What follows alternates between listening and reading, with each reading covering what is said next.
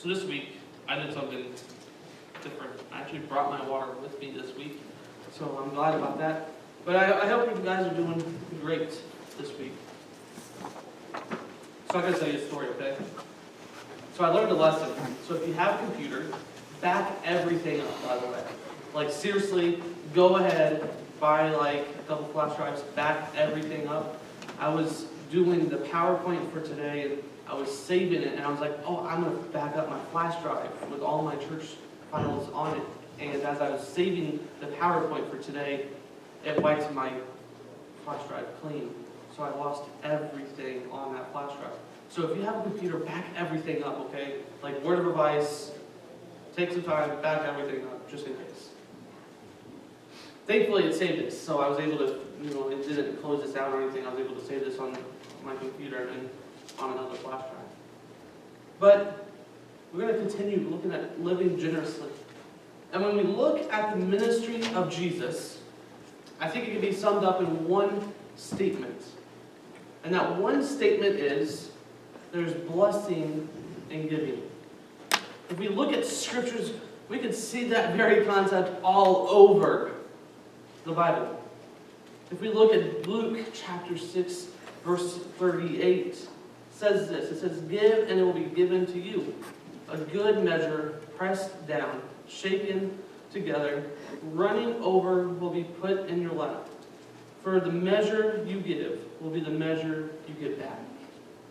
But if we continue looking at Luke, and we look at Luke 14, and verse 13 through 14, it says this. It says, but when you give a banquet, invite the poor, the crippled, the lame, and the blind. And you will be blessed because they cannot repay you, for you will be repaid at the resurrection of the righteous. Or if we really look at the words of Paul in the book of Acts, in Acts 20, verse 35, it says, it is better to give than to receive. I think it's pretty clear that Scripture is pointing us in that direction of that it's a blessing to give. And this morning we're going to continue and we're going to look at that promise. We're going to look at the blessing of giving. There's times in our lives where, man, we just feel really blessed when we give, isn't there? As I was doing my research and putting the sermon together, I read this story and I thought it was kind of funny. But I read a story about a husband who was going shopping for his wife. And it was Christmas time. And he went to the local store and he went to the perfume aisle because his wife loved perfume. And so the sales clerk was like, well, here's a bottle of perfume. Do you think she'll like it? And the husband said, well, how much is it? And the sales clerk, she said, $50. They said, whoa there. That's too much money. We got to go down. And then so she brings back another bottle. She says, well, do you think she'll like this one? And he said, well, how much? And she said, well, this one's only $30. And he says, hold on a second, that's still too much. And so she comes back with the third bottle. She said, well, what about this one? And he says, well, how much? And she said, it's $15. And out of his frustration, he said, okay, that's still too much money. And so she went back to her counter, she grabbed an object off the counter, and she brought it to him, and she said, well, if you're looking for something cheap, you might want to look in the mirror. And she handed him the mirror. Funny, I know, right? That was the reaction I was looking for. It's funny, right? But there's a meaning behind that, okay? Husbands, I'm telling you, don't be stingy to your wives, okay? That's what I'm saying. No, but seriously, there's a point. I mean, I think we're called not to be stingy. I mean, probably in this story, the lesson is at least the husband, maybe the wife might have smacked the husband if she found out what he was doing, or maybe she would have made him sleep on the couch. So hopefully he actually spent the money and got her something nice. But really the meaning is don't be stingy. We don't want to be stingy. And today we're going to look at the church of Philippi. And the Philippians, they were known for their generosity. But we want to take a little bit of a background look at them. In the book of 2 Corinthians, chapter 8, verses 1 through 4, Paul writes this about that church. He says, and now, brothers and sisters, we want you to know about the grace that God has given the Macedonian churches. In the midst of a severe trial, their overflowing joy and their extreme poverty welled up in a rich generosity.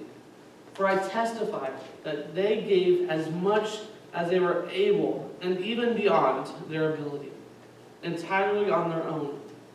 They urgently pleaded with us for the privilege of sharing in this service to the Lord's people. Wow. What a great thing. The Macedonian churches that Paul is referring to here are the churches of Philippi, Thessalonica, and Berea. And for a second, it's amazing to see what is going on. I mean, Paul planted these churches on his second missionary trip, and these churches were giving quite a bit. These churches weren't very wealthy, but they were willing to give. Not only just give, but they were willing to give beyond their ability. They were awful generous. In fact, they were so generous, they were eager. I mean, they were eager. They pleaded to have the privilege of sharing in the service of the Lord's people. That's amazing. Wow. What an amazing generosity they have. But there's another story. There's another time. And then I really want to look at the Philippians' generosity. And that's in Philippians chapter 4. Looking at verses 14 through 19, it says this. It says, "And yet it was good of you to share in my my troubles. Moreover, as you Philippians know, in the early days of your acquaintance with the gospel, when I set out for Macedonia, not one church shared with me in the matter of giving and receiving, except you only. For even when I was in Thessalonica, you sent me aid more than once when I was in need. Not that I desire your gifts. What I desire is that more be credited to your account. I have received full payment and have more than enough. I am amply supplied, now that I have received from Epaphroditus the gifts you sent. They are a fragrant offering, an acceptable sacrifice pleasing to God, and my God will meet all your needs according to the riches of his glory in Christ Jesus." Wow. I mean, this church seems really generous. I mean, they were helping support Paul in tough times. They were helping to support Paul in his journeys to go to other churches and plant other churches. This church was willing to help support Paul when no other church would be willing to help support him. I mean, Paul really wanted to plant churches. I mean, that was what Paul's goal was. But you could only do so if you have the means. And this church, they supported his endeavors to do so. Paul continued to encourage this church to stay generous. He kept encouraging them to be generous people. I mean, I think if I was Paul, I would just be blown away by their generosity that they were showing. I mean, to even support when he was at a different church, that's pretty amazing to hear. Paul reminded them to be thankful for what they do. And while we see this church be generous, there's some reasons why. Make sure that the gospel got spread all over the world. That was his dream. And as I said, you can only do that if you have the means. And the church of Philippi, they were eager to help Paul make that dream come true. But I think there's one other reason that they were so generous, is they were felt overwhelmed with gratitude towards Paul. I mean, Paul had spent time at this church. He's the one who started this church. He's the one who invested in them. And I think the church of Philippi were overwhelmed because of that. They were so thankful to Paul for what he'd done that they couldn't do anything else other than support him. And that's why they were so generous. I mean, they gave above their ability. Paul doesn't tell us how much they gave, but I'm sure, knowing Paul and knowing the church, I'm sure that they probably didn't do anything reckless. I'm I'm sure that they probably still took care of family.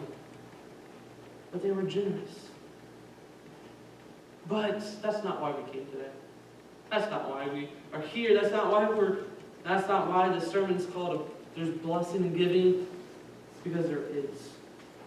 We want to look at that. We want to look at the blessings that come from giving. And last week we talked about the gifts of giving, and it kind of might sound a little similar, but it's different.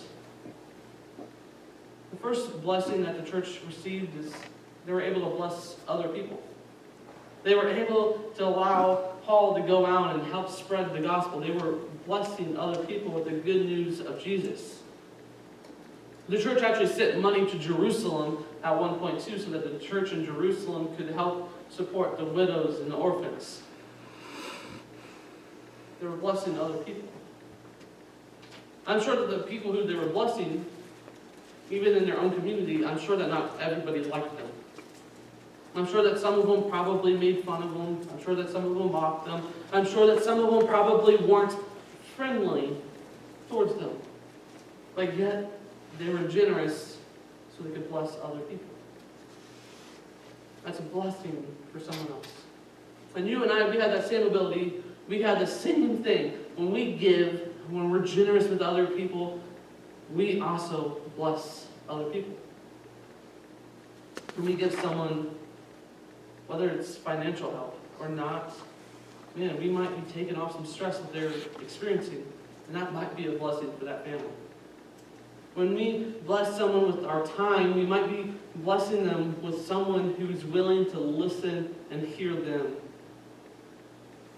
When we bless someone with time and energy, we might help them achieve a project at home that they might have thought was never going to get done. When we offer our time, our energy to people, we might bless them with joy and happiness. There's blessing in our giving. And the first blessing that comes is that we get to bless other people. That's a great blessing to have. We're told even to bless those who don't always agree with us. Those who might make fun of us. Those who might mock us. In Romans chapter 12 and verse 14, Paul writes this. He says, "Bless those who persecute you. Bless and do not curse them." I mean, that's tough. That's tough to do.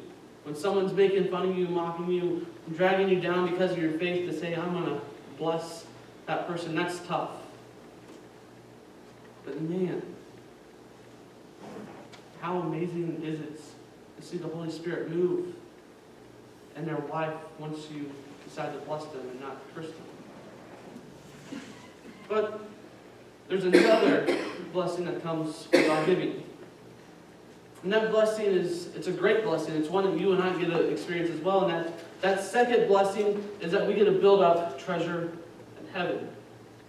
In Matthew chapter 6 and verse 21, it says, "For where your treasure is, there your heart will be also." If we build our hearts on what God really calls us to do and on God's people and loving others, that's where our heart's going to be.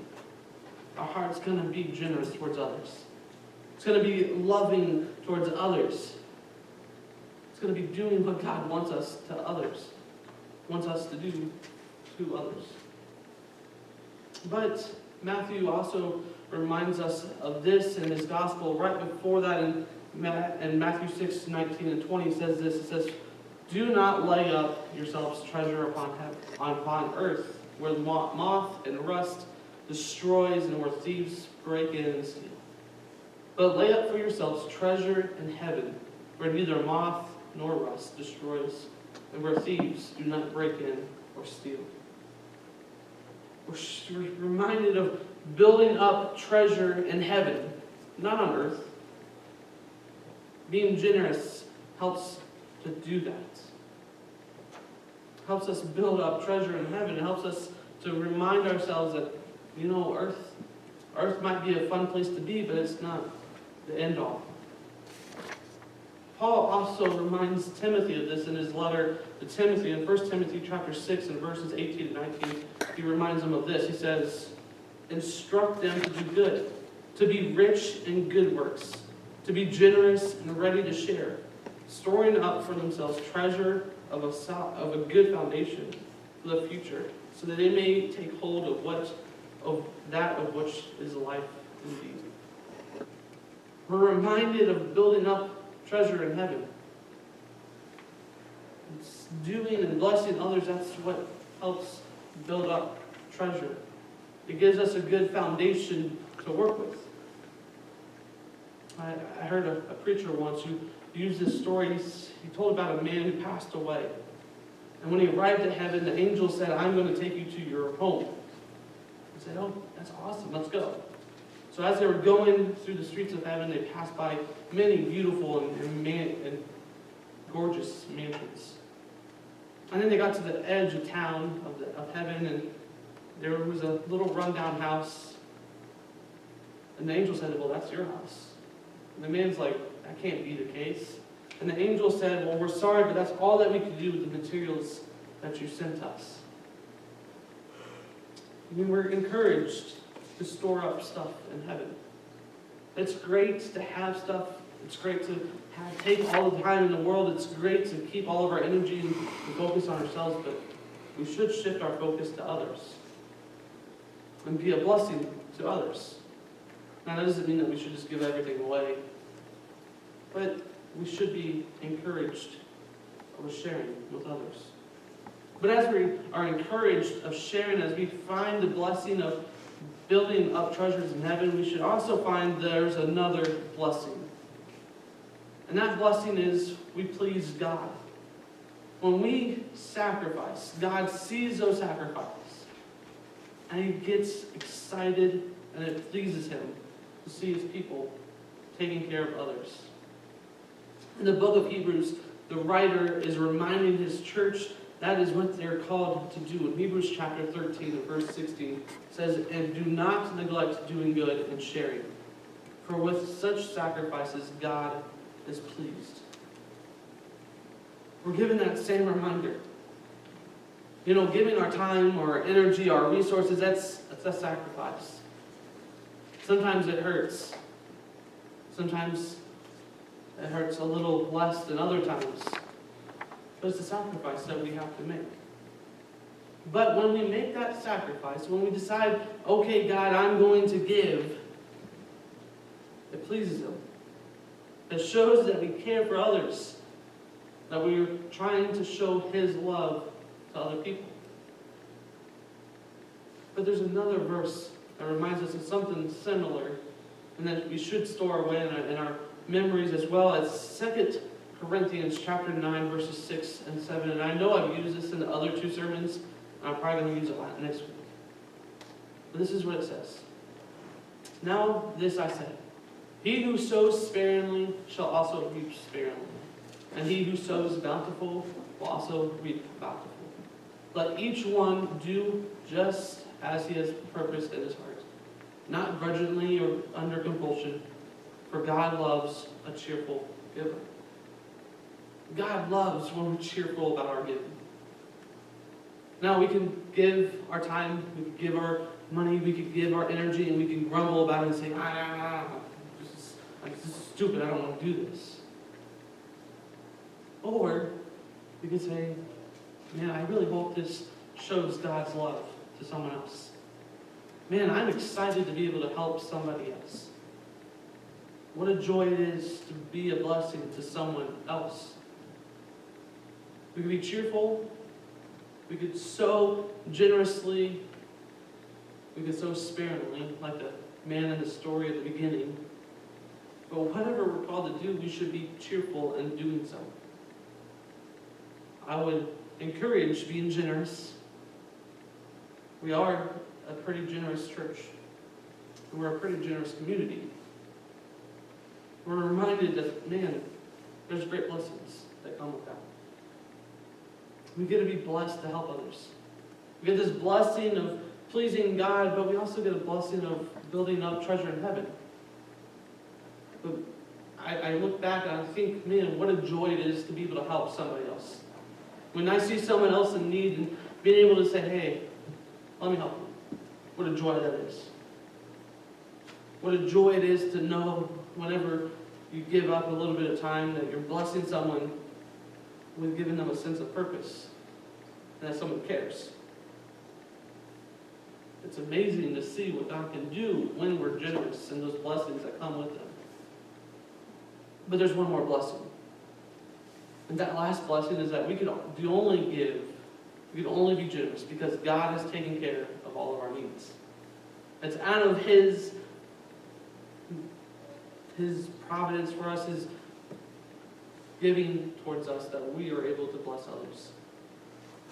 And that's a blessing on us.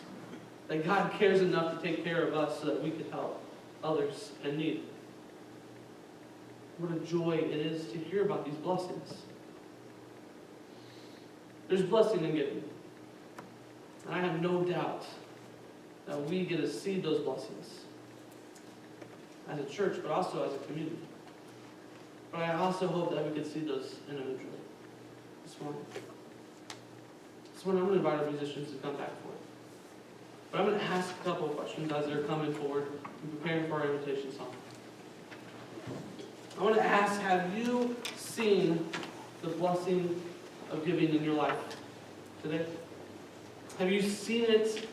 Have you seen the blessing of giving and the joy it brings to someone else today? Have you shared the blessing with someone else?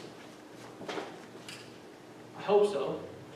I hope that as we prepare to leave today, that we don't just say, man, that's great. You know, there's many blessings in giving, and I'm going to go home. I'm not going to do anything with that. I hope that we take it and we say, man, there's many blessings, and I want to share that with somebody else.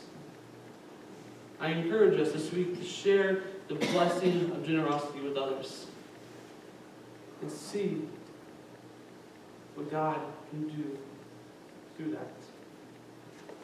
I'm going to invite our musicians to come back forward, and we're going to stand and we're going to sing, "There Shall Be Showers of Blessing."